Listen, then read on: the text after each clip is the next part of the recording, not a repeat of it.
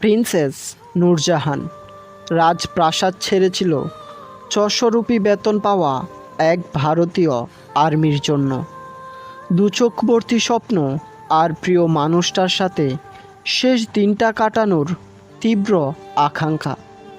কিন্তু দেশকে বাঁচাতে জীবন বিসর্জন দিল রাম। মৃত্যুর আগে রামের লেখা শেষ চিঠি কি পেয়েছিল নূরজাহান, নাকি যুদ্ধক্ষেত্রেই বিলীন হয়েছিল প্রিয় মানুষটার শেষ স্মৃতি?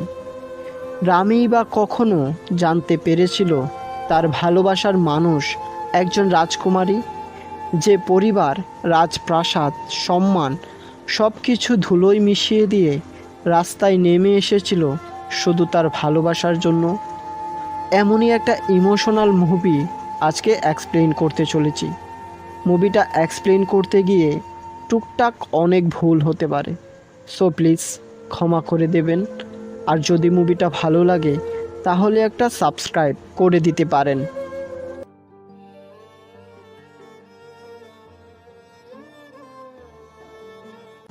সাল তখন 1964।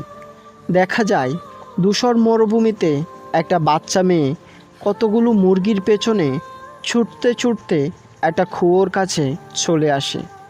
দূর থেকে তার ভাই বন্দুক হাতে এগুলো দেখছিল। মেয়েটা কুয়োতে পড়ে যাবেই তখনই তার ভাই তাকে বাঁচিয়ে নেয়। এই ছেলেটার নাম হলো নবী। আসলে ছোটো বোনটা ছাড়া এই পৃথিবীতে তার আর কেউ নেই। আর এই মেয়েটিকে একটু ভালো করে খেয়াল করুন। আজকের গল্পে এই মেয়েটি একটা গুরুত্বপূর্ণ ভূমিকা রাখতে চলেছে। তখনই ডাক আসে আনসারির। আনসারি হলো পাকিস্তানের একটি জঙ্গি গোষ্ঠীর লিডার। আনসারি চায় নবী ও কিছু লোক ভারতের কাশ্মীরে যাক, যেহেতু কাশ্মীরে হিন্দু ও মুসলমানদের মধ্যে একটি ভালো সম্পর্ক রয়েছে এবং কাশ্মীরের মুসলমানরা ভারতীয় আর্মিদের প্রতি আস্থাশীল। তাই আনসারি চায় কিছু লোক কাশ্মীরে গিয়ে সেখানে হিন্দু মুসলমানদের মধ্যে বিবাদ তৈরি করুক, যাতে এই সুযোগে আনসারি কাশ্মীর দখল করতে পারে।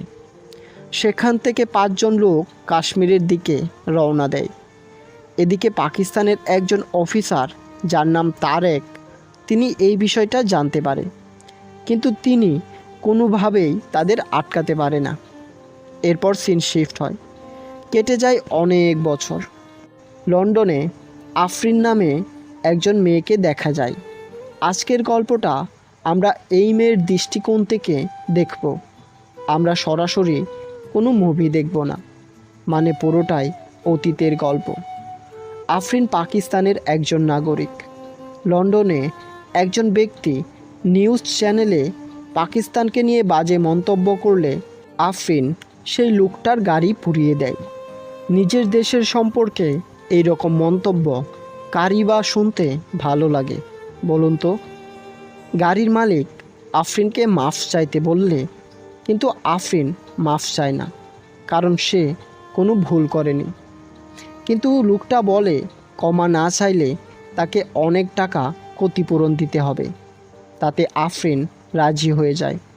তবে আফরিনের কাছে টাকা না থাকার কারণে সে পাকিস্তানে চলে আসে তার দাদার কাছে, কারণ তার দাদার বিশাল পরিমাণ সম্পত্তি রয়েছে। সেখান থেকে কিছু টাকা নিয়ে সে ক্ষতিপূরণ দেবে।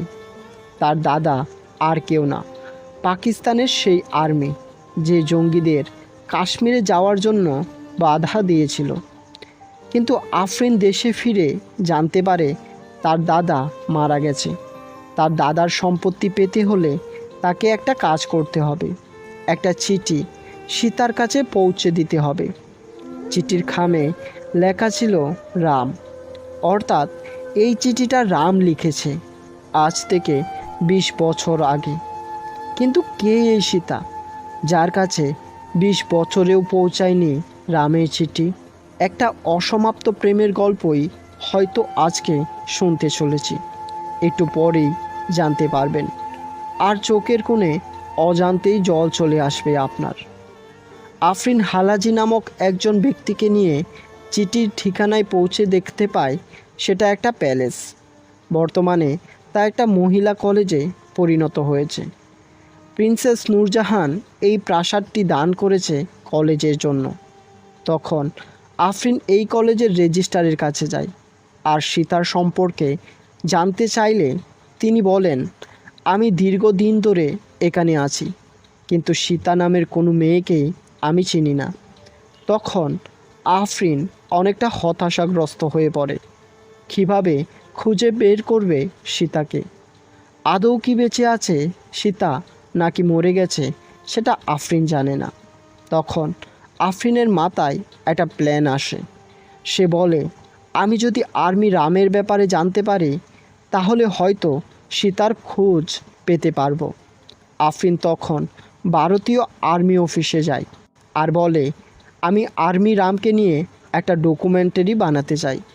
এটা শুনে সেখানকার একজন আর্মি রামের বন্ধু বিকাশের খোঁজ দেয় আফরিনকে।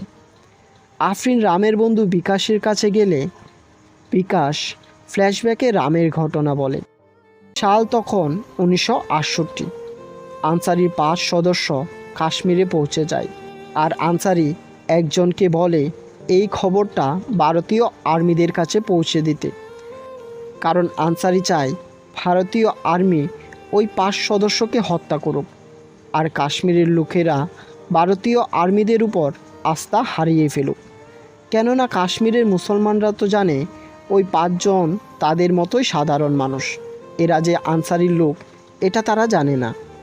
ভারতীয় আর্মিদের কাছে এই ইনফরমেশনটা দেয়া হলে ওই 5 জনকে হত্যা করার দায়িত্ব দেওয়া হয় একটি টিমকে।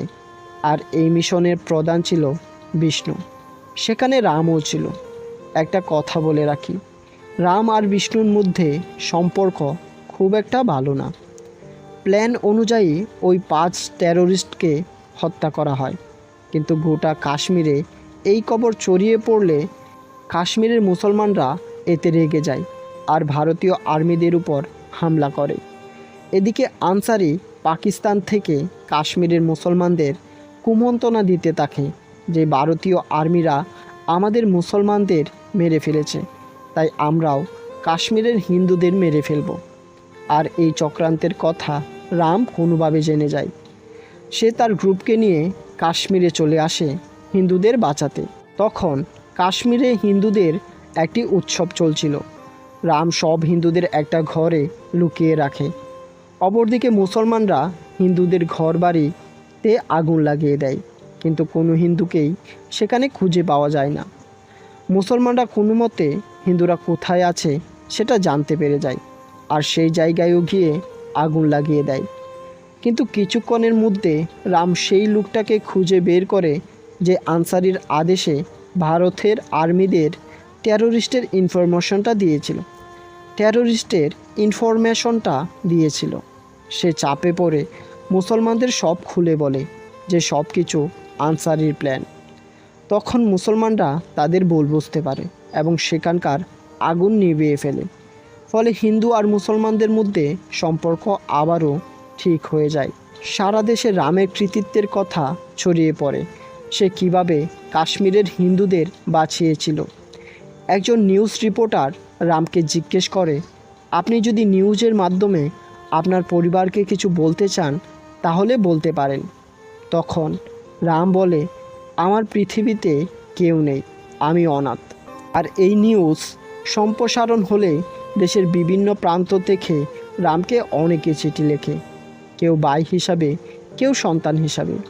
আর এই চিঠির পরিমাণ এতই ছিল যে যা গুণে শেষ করা যাবে না।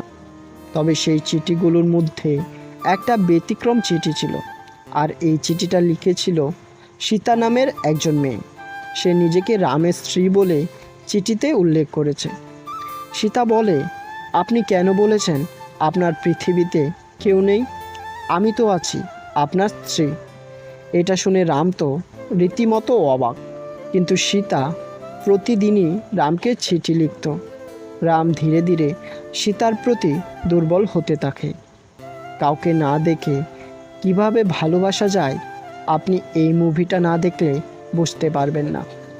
রাম সীতার সাথে দেখা করার জন্য অস্থির হয়ে ওঠে, কিন্তু চিঠিতে সীতার কোনো ঠিকানা ছিল না। একদিন সীতা রামকে চিঠিতে বলে, আমি হায়দ্রাবাদে একটি ম্যাজিক শোতে যাচ্ছি। রাম তখন হায়দ্রাবাদের উদ্দেশ্যে রওনা হয় এবং সব ট্রেনগুলোতে সীতাকে খুঁজতে থাকে, কিন্তু কোথাও সীতার দেখা নেই। অবশেষে লাস্ট কামরায় গেলে সীতাকে দেখতে পায়। প্রথম দেখাতেই এক অন্যরকম অনুভূতি তৈরি হয় সীতার জন্য।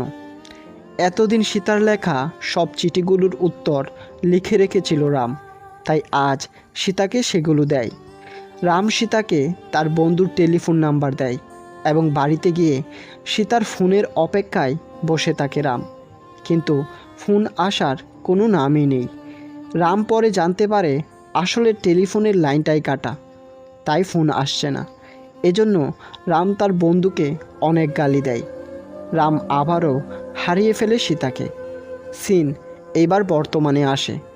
তখন বিকাশ বলে, আমি এইটুকুই জানি, এর পরে কী হয়েছিল সেটা আমি বলতে পারবো না, তবে আমি রামের একজন বন্ধুর কথা জানি, সে হয়তো তোমাকে রামের ব্যাপারে বলতে পারবে। বিকাশ তখন ঘরে যায় রামের বন্ধুর ঠিকানা আনতে, কিন্তু তার পিছনে আফরিন ও হালাজিও যায়। তারা ঘরে গিয়ে দেখতে পায় রামের ছবির সাথে একই ফ্রেমে আরও একজন আর্মির ছবি। আফরিন বলে, এটা কার ছবি? তখন বিকাশ বলে, এটা রামের সহকর্মী বিষ্ণুর ছবি। তখন আফরিন ভাবে তাহলে হয়তো তার কাছে গেলেই রাম আর সীতার সম্পর্কে জানতে পারবো। আফরিন বিষ্ণুর ঠিকানায় ফোন করে এবং বলে, আমি বিষ্ণু স্যারের সাথে কথা বলতে চাই এবং রামের ব্যাপারে আমার জানার আছে। তখন একজন আর্মি বিষ্ণুকে গিয়ে বলে, স্যার 1964-এ আপনার সাথে কাজ করা কাশ্মীরের ফোর্স রামের ব্যাপারে একজন জানতে চায়। এটা শুনে বিষ্ণু তো আকাশ থেকে পড়ে। কিছুটা ভয় আর আতঙ্ক তার চেহারায় ফুটে ওঠে। সে দৌড়ে টেলিফোনের কাছে গেলে ততক্ষণে আফরিন ফোন কেটে দেয় এবং চলে যায় রামের বন্ধু দুর্জয় শর্মার বাড়িতে। তখন বিষ্ণু তার কর্মীদের নির্দেশ দেয় আফরিন এবং তার সকল পরিচয় যত তাড়াতাড়ি সম্ভব তাকে দিতে। কেন জানি না তিনি আফরিনের পরিচয় পাওয়ার জন্য মরিয়া হয়ে উঠেছে। আফরিন দুর্জয় শর্মার বাড়িতে গেলে দুর্জয় শর্মা ফ্ল্যাশব্যাকে তাদের রাম ও সীতার কাহিনী বলতে থাকে। দেখা যায় রাম একটা পত্রিকায় হায়দ্রাবাদে সেই ম্যাজিক শোয়ের লোকেশন সম্পর্কে জানতে পেরেছে এবং সেখানে যায়। সীতা স্টেজে উঠলে সেখানকার হোস্ট তার নাম বলতে যাবেই তার আগেই রাম বলে, ওনার নাম সীতা, সীতা মহালক্ষ্মী। তখন সবাই রামের দিকে তাকিয়ে থাকে। তারপর রামের পরিচয় হয় সীতার বান্ধবী রেখার সাথে। রাম সীতাকে অনেক পটানোর চেষ্টা করে, কিন্তু সীতা তাকে পাত্তাই দেয় না। আসলে মেয়েরা যেমন হয় আর কি, প্রথমে ভাব নেবে, তারপর রাজি হবে। রাম সীতাকে নিয়ে রাতে রাস্তা দিয়ে হাঁটলে দুজন লোক তাদের দেখে বলে, এরা দুজন তো এখনও ভালো দূরত্ব বজায় রেখেছে, যদি একে অপরের হাত ধরে তাহলে পুরো দুনিয়া উল্টে যাবে। তখন সীতা বলে, এই ধরলাম হাত। রামের হাত ধরে এ কথা বলে। রাম তখন অবাক হয়ে সীতাকে দেখে। সীতা বলে, কই পৃথিবী উল্টালো না তো? লোকটা রামকে উদ্দেশ্য করে বলে, যার পৃথিবী উল্টেছে সে ঠিকই বুঝতে পেরেছে।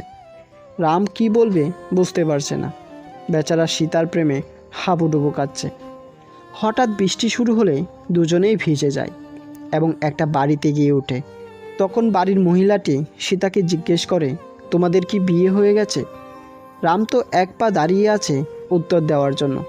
রাম বলে, হ্যাঁ হ্যাঁ, আমাদের বিয়ে হয়ে গেছে। কিন্তু সীতার মুখ থেকে মহিলাটি শুনতে চায় তাদের বিয়ে হয়েছে কি না। সীতা কী করবে বুঝতে পারছে না। অবশেষে তাকে বলতেই হয় যে তাদের বিয়ে হয়ে গেছে। এটা শুনে রামের মনে লাড্ডু ফুটছিল। তখন বাড়ির ছোট্ট মেয়েটি সীতাকে জিজ্ঞেস করে, দিদি তোমাদের কি লাভ ম্যারেজ নাকি অ্যারেঞ্জ ম্যারেজ? রাম বলে, অবশ্যই লাভ ম্যারেজ। মেয়েটি বলে, তোমাদের প্রথম কোথায় দেখা হয়েছিল? রাম বলে, ট্রেনে। কিন্তু সীতা রামকে চমকে দিয়ে বলে, কাশ্মীরে। কিন্তু রাম তো রীতিমতো ভ্যাবাচাকা খেয়ে গেল। ফ্ল্যাশব্যাকে দেখা যায় কাশ্মীরের মুসলমানরা যে হিন্দুদের ঘরবাড়ি জ্বালিয়ে দিয়েছিল সেখানে সীতাও ছিল। কিছু মুসলমানরা সীতাকে মারতে এলে রাম তাকে বাঁচায়। আসলে সীতার মুখ তখন ঢাকা ছিল ওড়না দিয়ে, তাই রাম সীতাকে তখন দেখতে পায়নি। লোকগুলো তখন রামকে বলে, আপনি কেন এই মহিলাকে বাঁচাতে চাইছেন? ও কে হয় আপনার? তখন রাম বলে, ও আমার স্ত্রী। আর এরপর থেকেই কিন্তু সীতা রামকে তার স্ত্রী হিসাবে চিঠি লিখত। এইবার বুঝতে পারছেন এই মেয়েটা কতটা চালাক। এখন সে রামকে পাত্তা না দেওয়ার অভিনয় করছে। এরপর দেখানো হয় রাম সীতার ঠিকানা জানতে পেরেছে। তখন রাম একটা প্যালেসে যায়, আর এটা হলো সেই প্যালেস যেখানে আফরিন মুভির শুরুতে গিয়ে সীতার সম্পর্কে জানতে চেয়েছিল। রাম গিয়ে দেখতে পায় সীতা নাচ শেখাচ্ছে। রাম মনে মনে ভাবে সীতা হয়তো এই প্যালেসেই নাচ শেখায়। রাম সীতাকে বলে, রাজপরিবারে নাচ শেখানো খুবই কঠিন, তাই না? তার থেকে তুমি আমায় বিয়ে করে ফেলো। 600 রুপি বেতন পাই আমি, তোমাকে রানীর মতো করে রাখবো। খাকে কি বলছে? 600 রুপি দিয়ে সীতাকে রানীর মতো করে রাখবে। ভাবতে পারছেন একবার বিষয়টা? আসলে রাম এখনও জানে না কে এই সীতা। সীতা তখন কিছুই বলে না রামকে, কারণ সীতার মনে তখন অন্য ভয় হচ্ছিল। সেটা কি পরে জানতে পারবো। ঘটনা আবারও বর্তমানে চলে আসে। দুর্জয় শর্মা বলে, আমি এটুকুই জানি, তারপর কি হয়েছে সেটা আমি বলতে পারবো না। তবে আমার কাছে সীতার একটা ফটো আছে। তুমি এটা নিয়ে সেই প্যালেসে যাও যেটা এখন কলেজ হিসাবে ব্যবহার করা হচ্ছে। আফরিন সেই ছবিটা না দেখেই তাড়াহুড়া করে নিয়ে যায়। প্যালেসে গিয়ে ধাক্কা লেগে হাত থেকে ছবিটা পড়ে গেলে সামনে তাকাতেই দেখতে পায় দেয়ালে বড় একটা ছবি ঝুলছে, নিচে লেখা প্রিন্সেস নূরজাহান। কিন্তু আফরিন তার হাতে থাকা ছবিটি দেখে চমকে যায়। আফরিন দেখে সীতা আর নূরজাহান একই ব্যক্তি, অর্থাৎ আমাদের সীতাই হলো রাজকুমারী নূরজাহান। এদিকে বিষ্ণু আফরিনের সম্পর্কে জানার জন্য মরিয়া হয়ে উঠেছে। বিষ্ণু বিকাশের কাছে গিয়ে বলে, তোমার কাছে আফরিন নামে কেউ এসেছিল রামের সম্পর্কে জানতে। বিকাশ বলে, হ্যাঁ, লন্ডন থেকে একজন এসেছিল। বিষ্ণু তাকে চমকে দিয়ে বলে, লন্ডন না, আফরিন পাকিস্তানের লেফটেন্যান্ট তারেকের নাতনি। এটা শুনে বিকাশ কিছুটা ভয় পেয়ে যায়। সে বলে, স্যার, আমার ভুল হয়ে গেছে, আমাকে ক্ষমা করে দিন। আবারও ফ্ল্যাশব্যাকে দেখানো হয় সীতাকে। এদিকে সীতার বন্ধু রেখা সীতাকে বলছে, তুই তোর সত্যিটা রামকে জানিয়ে দে, তা না হলে পরে হিতে বিপরীত হয়ে যাবে। সীতা বলে, সময় হলে ঠিকই জানিয়ে দেব, তুই চিন্তা করিস না। এদিকে রাজপরিবারে কিছু অভ্যন্তরীণ সমস্যা দেখা দেয়। রাজপরিবার চরম আর্থিক সংকটে পড়ে, তাই সেখানকার সুলতান নূরজাহানদের সম্পত্তি দখল করার জন্য মরিয়া হয়ে ওঠে। এখানে দেখানো হয় নূরজাহানের বাইকে। সে আর কেউ না, আমাদের সবার প্রিয় যিশু সেনগুপ্ত। সে সুলতানের সাথে একটা ডিল করে, নূরজাহানকে তার ছেলের সাথে বিয়ে দেবে। এতে সুলতান রাজপরিবারের সম্পত্তি বাজেয়াপ্ত করবে না। এটা শুনে সীতার খুব মন খারাপ হয়। নিমিষেই তার স্বপ্নগুলো ভেঙে চুরমার হয়ে যায়। একদিকে রাজপরিবারকে বাঁচানো, আর অন্যদিকে নিজের ভালোবাসাকে বিসর্জন দেওয়া। কোনটা করবে সীতা? এইবার গল্প আবারও বর্তমানে আসে। আফরিন সীতার বান্ধবী রেখাকে খুঁজে বের করে। এর পরের গল্পটা আমরা রেখার কাছ থেকেই শুনব। রাম সীতার কাছে এসে বলে, যারা তার কাছে চিঠি লিখত নিয়মিত, সে তাদের সাথে দেখা করতে চায়। এটা শুনে সীতাও রাজি হয়ে যায় রামের সাথে যাওয়ার জন্য। শুরু হয় দীর্ঘ এক পথের। সেখানে তারা দুজনে খুব ভালো সময় কাটায়। সেই সাথে সীতা ভুলেই যায় সে একজন রাজকুমারী। সীতা বুঝতে পারে রাম ছাড়া তার বাঁচা অসম্ভব। তাদের এই সব অন্তরঙ্গ মুহূর্তের ছবি তুলে ফেলে একটা লোক।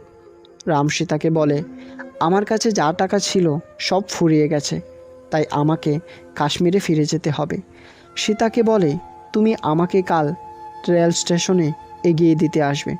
কিন্তু সীতা সেই দিন স্টেশনে আসে না। রাম অনেক কষ্ট পায়, কারণ সেই দিন সীতাকে দেখতে এসেছিল সুলতানের পরিবার থেকে।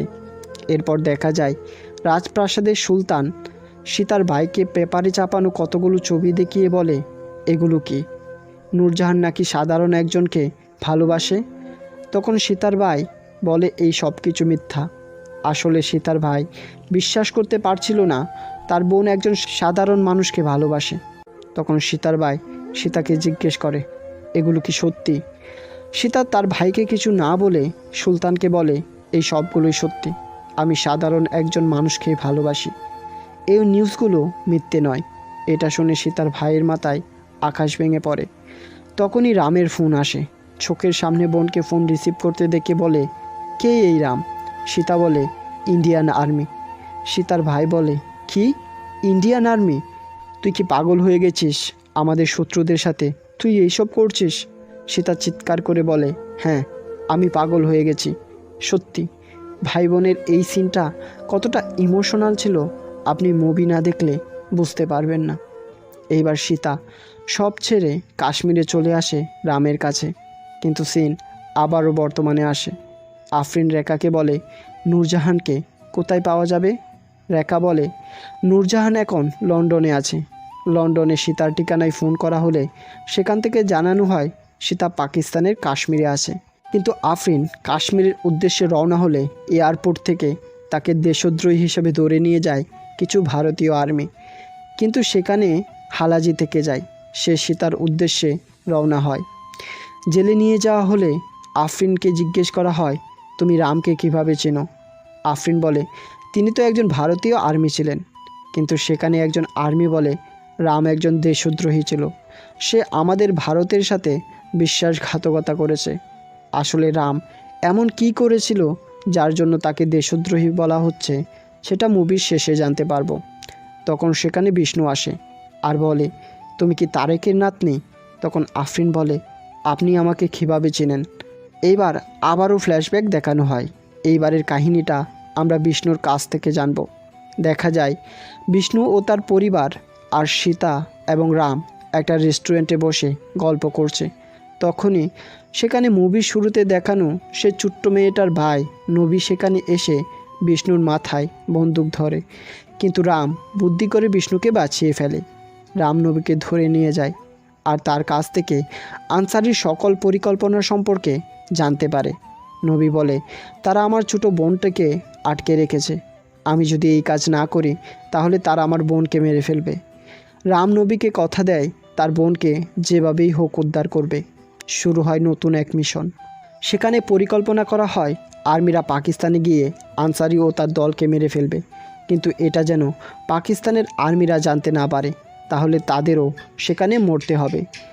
প্ল্যান অনুযায়ী বিষ্ণু, রাম এবং আরও অনেকে পাকিস্তানের দিকে রওনা হয়। যাওয়ার আগে রাম সীতাকে কথা দেয় সে যুদ্ধ থেকে এসে সীতাকে বিয়ে করবে। কিন্তু সীতার চোখে জল ভর্তি। আদৌ যুদ্ধ থেকে ফিরবে কিনা এটা নিয়ে রয়েছে সংশয়। ভাই, এই সিনটা দেখলে আপনার চোখ দিয়ে এমনিতেই পানি পড়বে। আমরা প্রত্যেকে চাই সীতার মতো এমন একজন মানুষ আমাদের জীবনে থাকুক, যে শেষ দিনটা পর্যন্ত আমাদের হাতটা ধরে রাখবে, এমনকি মৃত্যুর পরেও আমাদের ভালোবাসবে। কিন্তু আফসোস, প্রত্যেকবার আমরা হেরে যাই প্রিয় মানুষটার কাছে, ভাগ্যের কাছে, নিয়তির কাছে। প্রতিটা দিন কতটা নিঃসঙ্গ আর একাকিত্বে কাটে সেই মানুষগুলোই বুঝতে পারে। প্ল্যান অনুযায়ী সেখানে গিয়ে আনসারি সহ একে একে সবাইকে মেরে ফেলা হয়। তারপর রাম আর তার বন্ধুরা আগুন লাগিয়ে সেখান থেকে চলে আসার সময় শুনতে পায় একটা বাচ্চা মেয়ে কাঁদছে। আর এটা হলো নবীর বোন। রাম যে নবীকে কথা দিয়েছিল তার বোনকে উদ্ধার করবে, তাই সে বাচ্চা মেয়েটিকে আনতে যায় আগুনের কাছ থেকে। কিন্তু ততক্ষণে ভারতের আর্মিরা এই বিষয়টা জানতে পারে। রাম এবং বিষ্ণুকে ধরে ফেলে। রাম আর বিষ্ণুকে তারা অনেক অত্যাচার করে। সেখানে তারেক আসে, আর এই তারেকই হলো আফরিনের দাদা। তারেক রাম ও বিষ্ণুকে কিছু খাবার খেতে দেয়, কিছুটা ভালো ব্যবহারও করে তাদের সাথে। সীতা তার ভাইয়ের কাছে ফিরে যায় আর কান্না করতে থাকে, তুমি যা বলবে আমি তাই করব, কিন্তু প্লিজ তুমি রামকে ফিরিয়ে আনো। কিন্তু তার ভাই তার কোনো কথাই শোনে না। যেহেতু ভারতীয়দের কাছে একজন পাকিস্তানি বন্দী আছে, অর্থাৎ নবী, তাই পাকিস্তানের আর্মিরা নবীর পরিবর্তে রাম কিংবা বিষ্ণুর মধ্যে একজনকেই ছাড়বে। এটা শুনে বিষ্ণু রামকে গালি দিতে থাকে, বলে, শালা, আমি জানি তুইই মুক্তি পাবি, তুই তো এতিম, তোর কেউ নেই পৃথিবীতে। তুই যদি মরেও যাস তাহলে কেউ কাঁদবে না, কিন্তু আমার বউ আছে, আমার বাচ্চা আছে। আমার বাচ্চাটা আমার ঘরে ফেরার অপেক্ষা করছে। তখন রাম বলে, স্যার, আপনিই মুক্তি পাবেন। এটা শুনে বিষ্ণু অনেক খুশি হয়ে যায়, কিন্তু রাম অনেক কষ্ট পায়। পৃথিবীতে তার কেউ না থাকলেও একজন আছে যে মৃত্যুর আগ পর্যন্ত তার অপেক্ষায় বসে থাকবে। সেটা সীতা। কত স্বপ্ন ছিল একসাথে বাঁচার, অনেকটা পথ হাঁটার ছিল একসাথে। পথটা এতটাই ছোট হয়ে যাবে কে বা জানতো। এদিকে সীতা রামের ইউনিফর্ম জড়িয়ে কাঁদতে থাকে। পকেট থেকে সীতা একটা ছবি পায়, আর এটা হলো সীতারই ছবি। তাই এই মুভিটা আর এক্সপ্লেন করতে সাহস পাচ্ছি না, আমি নিজেই খুব ইমোশনাল হয়ে যাচ্ছি। এদিকে পাকিস্তানের আর্মিরা একটা বড় ধরনের ষড়যন্ত্র করে। তারা বিষ্ণু ও রামের কাছে জানতে চায় ভারতীয় আর্মিদের গোপন আস্তানা কোথায়। যে এটা বলবে তাকে ছেড়ে দেওয়া হবে। রাম না বললেও বিষ্ণু সেটা বলে দেয়, আর বিষ্ণু মুক্তি পেয়ে ভারতীয় আর্মিদের কাছে বলে রাম তাদের সাথে বিশ্বাসঘাতকতা করেছে। ভারতীয় আর্মিদের গোপন ঘাঁটি কোথায় সেটা পাকিস্তানিদের কাছে বলে দিয়েছে। আর এই খবর ছড়িয়ে পড়লে সবাই রামকে দেশদ্রোহী মনে করে। এদিকে রামকে নেওয়া হয় ফাঁসি দেওয়ার জন্য। বাইরে দেখা যায় তারেক আর ওই ছোট্ট মেয়েটা অহিদাকে। তারেক বলে, তোমার শেষ ইচ্ছা কি রাম? তখন রাম বলে, স্যার, আমার এই চিঠিটা সীতার কাছে পৌঁছে দেবেন। তাই তারেক এই চিঠিটা সীতার কাছে পৌঁছে দেওয়ার দায়িত্ব দিয়েছিল আফরিনকে। এবার সিন আবারও বর্তমানে আসে। বিষ্ণু বলে, আফরিন, তুমি কি জানো সেই ছোট্ট মেয়ে অহিদাকে? আফরিন বলে, কে? বিষ্ণু বলে, তুমি। সেই দিন রাম তোমার কান্না না শুনলে সে আজ সীতার সাথে সংসার করতে পারত। সেই দিন তোমার ভাইকে কথা দিয়েছিল তোমাকে রক্ষা করার, তাই রামকে মরতে হয়েছে। এটা শুনে আফরিনের মাথায় আকাশ ভেঙে পড়ে। সে ছোট্ট বাচ্চাটি আফরিন নিজেই, আর তার জন্যই রামের মৃত্যু। এইবার আফরিন ভাবতে থাকে সে নিজেই রাম আর সীতাকে কত গালি দিয়েছে চিঠির জন্য। এদিকে দেখা যায় হালাজিকে। সে রামের চিঠি সীতার কাছে নিয়ে গেছে। দারোয়ান ভিতরে ঢুকতে না দিলে হালাজি চিৎকার করে বলে, সীতা মহালক্ষ্মী, রামের চিঠি। সীতা অবাক হয়ে বলে, রাম? হালাজি বলে, 20 বছর আগে রামের লেখা চিঠি, পৌঁছাতে একটু দেরি হয়ে গেছে। ভাবতে পারছেন 20 বছর পর সীতার কাছে রামের চিঠি। চিঠিতে লেখা ছিল, প্রিয় সীতা মহালক্ষ্মী, আমার এই চিঠিটা তোমার কাছে পৌঁছাতে অনেক দেরি হয়ে যাবে। তখন হয়তো আমি বেঁচে থাকবো না। 8 মাস হয়ে গেছে আমি এখানে বন্দি। তুমি হয়তো খুব রেগে আছো। তোমাকে কখনোই রেগে যেতে দেখিনি, আর হয়তো কখনোই দেখব না। আমাদের চলার পথটা এখানেই শেষ। সীতা, বিদায়, আমায় ক্ষমা করে দিও। রাম যে দেশদ্রোহী নয় তা এই চিঠিতে সব প্রমাণ ছিল। আর সেই চিঠির সাথে একটা পত্রিকাও ছিল, আর সেই পত্রিকায় নূরজাহানের ছবি ছিল, অর্থাৎ সীতার। তার মানে রাম জানতে পেরেছিল সীতা একজন রাজকুমারী। রাম যে নির্দোষ ছিল তা সব নিউজে চাপানো হয়। দেশের মানুষ আসল সত্যটা জানতে পারে। অপরদিকে দেখা যায় বিষ্ণু আত্মহত্যা করে, কারণ বিনা কারণে সে রামকে ফাঁসিয়েছিল। আর একদিন এই রামই তার জীবন বাঁচিয়েছিল। মুভির শেষে দেখা যায় আফরিন সীতার সাথে দেখা করে, আর এক বুক প্রশান্তি নিয়ে সীতাকে জড়িয়ে ধরে কাঁদতে থাকে। তার জন্যই রামকে হারাতে হয়েছে সীতার। তারপর আর্মি ডিপার্টমেন্ট রামকে তার আসল সম্মান ফিরিয়ে দেয়, আর আমাদের সবাইকে কাঁদিয়ে এই মুভিটা এখানে শেষ হয়। তো মুভিটা কেমন লেগেছে অবশ্যই কমেন্টে জানাবেন, আর যদি পারেন তাহলে একটা সাবস্ক্রাইব করে দিতে পারেন।